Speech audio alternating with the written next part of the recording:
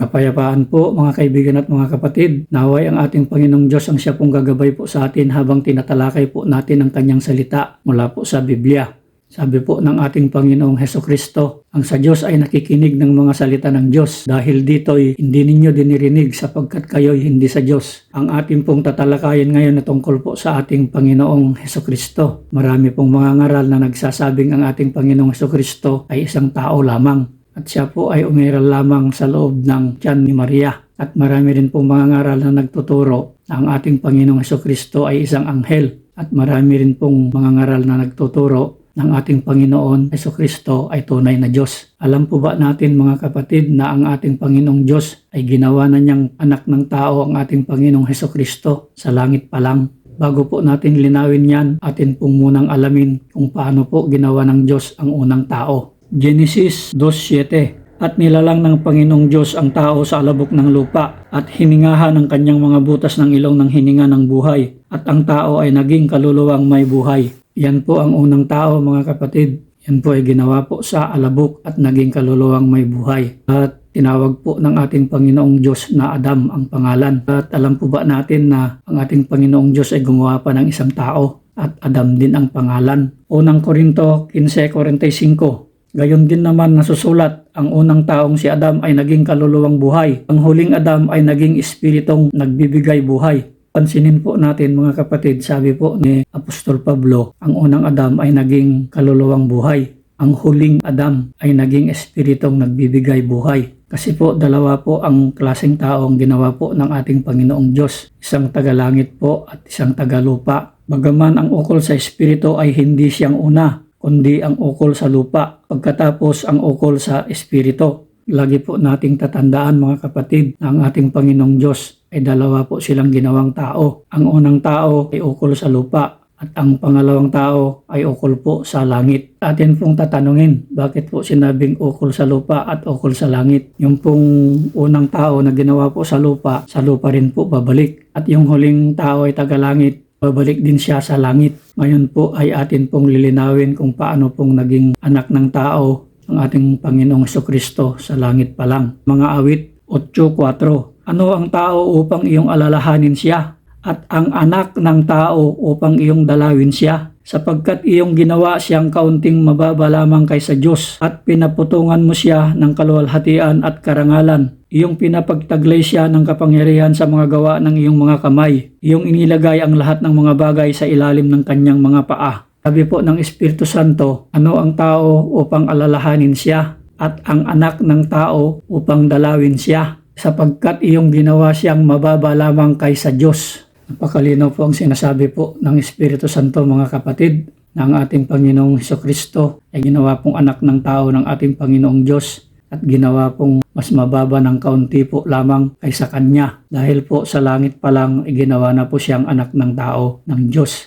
At ang ating Panginoong Hesukristo ay pinaghanda po ng katawan ng Diyos na hindi po gawa sa putik at iyon po yung ipinanganak po ni Maria. Kaya po kung marinig natin na sinasabi po ng ating Panginoong Hesukristo na siya ay anak ng tao, hindi po ibig sabihin anak ng taong galing sa putik. Dahil po iba po ang katawan ng ating Panginoong Hesukristo kaysa katawan ng tao na ginawa po sa putik. Ang ginawa po sa putik ay tagalupa po at ang ginawa po sa langit ay tagalangit po.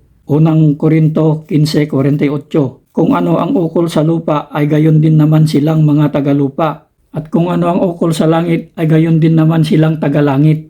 Ngayon po ay atin pong papatunayan na iba po yung katawan po ng ating Panginoong Hesukristo kaysa po yung katawan nating mga tagalupa. Ang dugong nananalaytay po sa ating mga ugat ay dugo lamang po. Ang dugo po ng ating Panginoong Hesukristo ay tubig at dugo. Nung namatay na po ang ating Panginoong Hesukristo sa cross, para po masiguro nilang patay na siya, ay isang kawal po ang tumusok po sa kanyang tagiliran at ang lumabas po ay dugo at tubig. At kaya po tayo nakakasiguro na iba po ang katawan ng ating Panginoong Hesukristo kaysa yung mga taong ginawa po sa lupa dahil po pinaghandaan po siya ng katawan ng ating Panginoong Diyos. At yan po ang sinasabi po ni Apostol Pablo sa mga Hebreo 10:5. Kaya't pagpasok niya sa sanglibutan ay sinasabi, hain at handog ay hindi mo ibig, ngunit isang katawan ang sa akin ay inihanda mo. Pinaghandaan po siya ng isang katawan ng ating Panginoong Diyos, mga kapatid. At iyan po ay sa pamamagitan po ng Espiritu Santo. Matthew 1:20. Datapwat samantalang pinag-iisip niya ito, narito, ang isang anghel ng Panginoon ay napakita sa kanya sa panaginip na nagsasabi, Jose, anak ni David, huwag kang mangamba sa pagtanggap kay Maria na iyong asawa,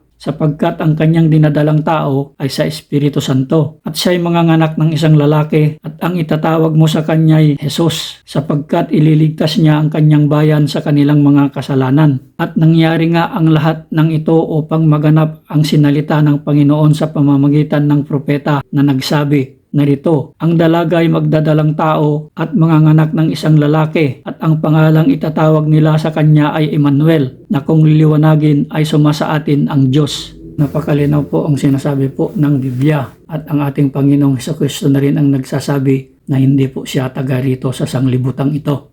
Juan 8:23. At sa kanila'y kanyang sinabi, kayo'y mga taga-ibaba, ako'y taga-itaas. Kayo'y mga taga-sanglibutang ito, ako'y hindi taga-sanglibutang ito. Marami pa pong mga talatang nagpapatunay na ang ating Panginoong Hesukristo ay hindi po taga rito, mga kapatid. Kaya po kung marinig natin na sinasabi niya anak ng tao, hindi po ibig sabihin niyan tao po na taga rito. Siya po ay sa itaas pa lang ay ginawa na po siyang anak ng tao ng Diyos. Taga-langit po siya, mga kapatid. Dahil po ang ating Panginoong Hesukristo ay ipinanganak na po ng Diyos noong una pa. Kaya nga po kung siya'y tawagin bugtong ng Diyos, anak po siya ng Diyos, mga kapatid, at iyan po ay ating patutunayan. Ang Diyos po ay nagsalita ng unang panahon sa ating mga magulang sa iba't ibang panahon at sa iba't ibang paraan sa pamamagitan ng mga propeta. Ngayon po sa ating panahon na ngayon, ang Diyos po ay nagsalita sa atin sa mga huling araw na ito sa pamamagitan ng kanyang anak na siyang itinalaga na tagapagmana ng lahat ng mga bagay, na sa pamamagitan naman niya ay ginawa ang sanglibutan. Palibhas ay siyang sinag ng kanyang kaluwalhatian at tunay na larawan ng kanyang pagka-Diyos. Ulitin po natin, tunay na larawan ng kanyang pagka-Diyos. Tuloy po natin. At umaalalay ng lahat ng mga bagay sa pamamagitan ng salita ng kanyang kapangyarihan. Salita ng kanyang kapangyarihan. Nang kanyang magawa na ang paglilinis ng mga kasalanan, ay lumuklok sa kanan ng karangalan sa kaitaasan na naging lalong mabuti kaysa mga anghel. Ang mga anghel po kasi sila po ang namahala sa lumang tipan. Palibhas ay nagmana ng lalong marilag na pangalan kaysa kanila. Sapagkat kanino nga sa mga anghel sinabi niya kailanman, ikaw ay aking anak, ikaw ay aking ipinanganak ngayon, at muli ako'y magiging kanyang ama at siya ay magiging aking anak. At muli sabi niya, at muli ako'y magiging kanyang ama at siya ay magiging aking anak. Bigyan po natin ng pansin yung muli. Kasi po nung ipinanganak siya ni Maria, doon nga niya sinasabi ito ng ating Panginoong Diyos. Pinanganak na po siya noon, mga kapatid. At ito po ay sinasabi po ng Espiritu Santo sa mga awit 2:7. Aking sasaysayin ng tungkol sa pasya. Sinabi ng Panginoon sa akin, ikaw ay aking anak. Sa araw na ito ay ipinanganak kita. Tanungin po natin, anong araw po iyon? Kung susundan po natin ng Biblia, masyado po tayong mahaba, mga kapatid. Kung gusto niyo pong malaman ang araw na yon, basahin niyo na lang po sa Kawikaan 8:20. Patuloy po. Alam po ba natin, mga kapatid, na kahit sa lumang tipan pa lang ay marami ng mga talatang nagsasabi na ang ating Panginoong Hesukristo ay tunay na Diyos, lalo na po ang bagong tipan. Ang nilalaman po ng bagong tipan ay siya na po.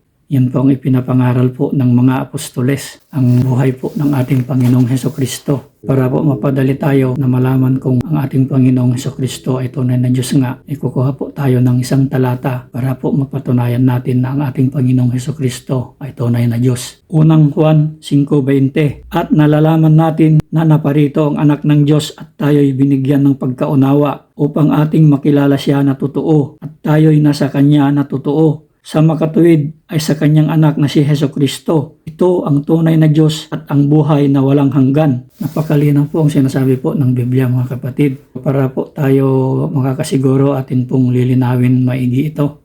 Atin pong kukunin kung ano po yung paksa o yung subject. Sabi po ng talata, at nalalaman natin na naparito ang anak ng Diyos. Yung ating pong pinapaksa dito ay ang anak ng Diyos. At ngayon po ay atin pong kukunin kung ano po yung panghalip o pronoun. Ito ang tunay na Diyos at ang buhay na walang hanggan. Ito po yung panghalip. yung pronoun po. Kaya po sinasabi ni Apostol Pablo na ito, ibig pong sabihin, yung pong nahahawakan niya, yung pong nakikita niya, yung pong nasa malapit niya. Dahil pagka malayo sana, sinabi niya doon. Kapag sinabi natin ito, yung isang bagay ay hawak-hawak natin. Para po malinawan natin, basahin po natin ulit yung talata. At nalalaman natin na naparito ang anak ng Diyos at tayo'y binigyan ng pagkaunawa upang ating makilala siya na totoo. At tayo'y nasa Kanya na totoo. Sa makatuwid ay sa Kanyang anak na si Hesus Kristo. Ito ang tunay na Diyos at ang buhay na walang hanggan. Sabi po ni Apostol Juan. At nalalaman natin, sabi po niya.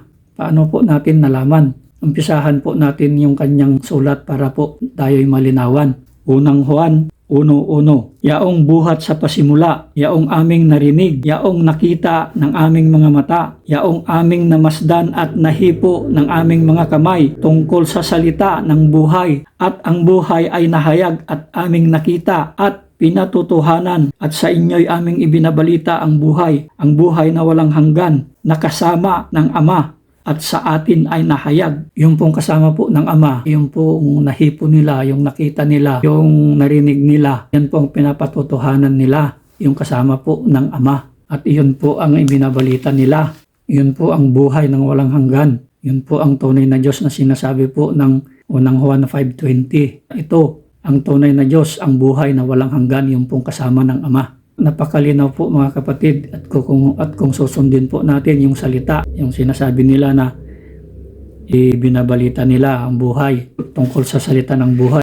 Kung susundan po natin ang salita po, yun po yung sinasabi nilang word, logos o verbo. Ano po ba ang verbo? Juan 1:1. Nang pasimula siya ay verbo at ang verbo ay suma sa Diyos at ang verbo ay Diyos.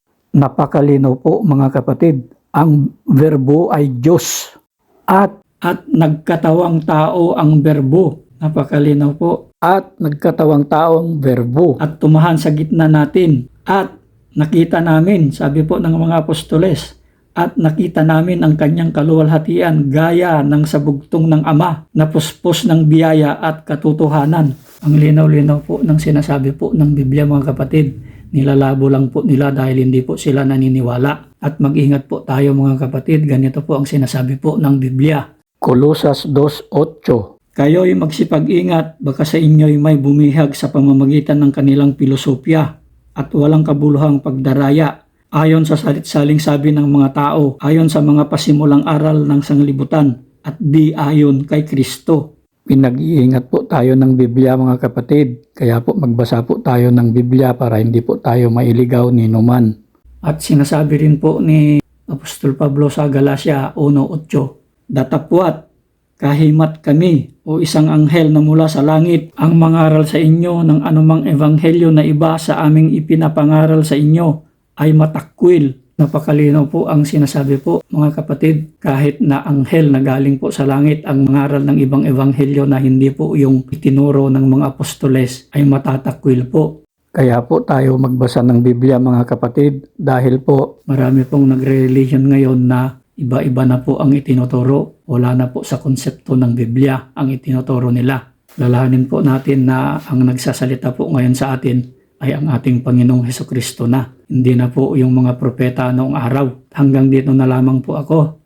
Sana po ang ating Panginoong Diyos, ang ating Panginoong Hesukristo, sa pakikisama po ng Espiritu Santo ay sumasa atin po magpakailan, kailan pa man.